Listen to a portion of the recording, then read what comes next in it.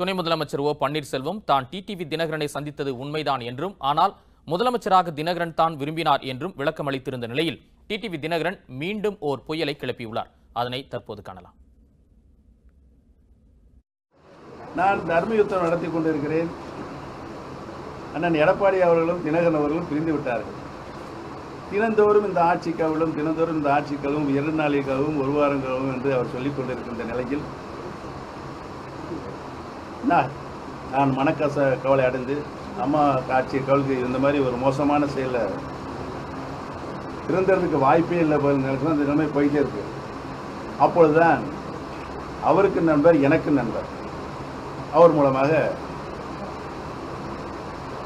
நான் சந்தித்து மனவிட்டு பேச வேண்டும் அவரிடம் என்று அவர் சொன்னதின் காரணமாக அவருடைய நண்பருடைய அவருக்கும் பழைய நண்பர் எனக்கும் பழைய நண்பர் அவர் வீட்டில் நாங்கள்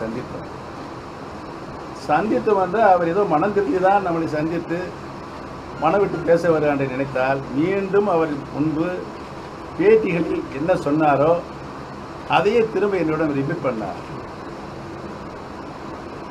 இந்த ஆட்சியில் இல்லாமல் அவர் முதலமைச்சர் எடப்பாடி இறக்கி வச்சு நான் முதலமைச்சராக வர வேண்டும் என்ற நோக்கத்தோடு தான் என்னிடம் பேசினார் ஒழிய எனக்கு மனசு தூக்கி வாரி போட்டுச்சு.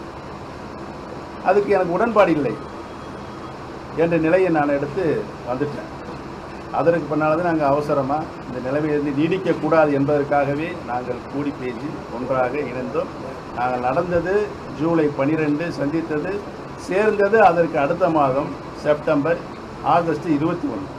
மாதிரி பேசுறது முன்னுக்கு பின்னா பேசி மக்களை ஏமாற்ற முடியாது, தொண்டர்களை ஏமாற்ற முடியாது. எவிடன்ஸே இல்லாத ஒரு விஷயம் அவருக்கு தெரியும். ஏன்னா அவருடைய நண்பர் வீட்டுக்கு போகிறப்ப நான் வந்து அவர் எனக்கு அந்த எவிடன்ஸ் கிடைக்காது.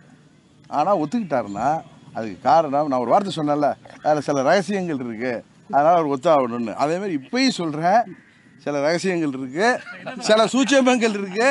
அதனால் இன்னும் 3 இல்லை அவருக்கு டைம் கொடுக்கணும்ல. இன்னும் ஒரு 3 மாதத்தில் பன்னீர்செல்வம் ஆமாம் செப்டம்பர் கடைசி வாரத்தில் நான் சாருக்கு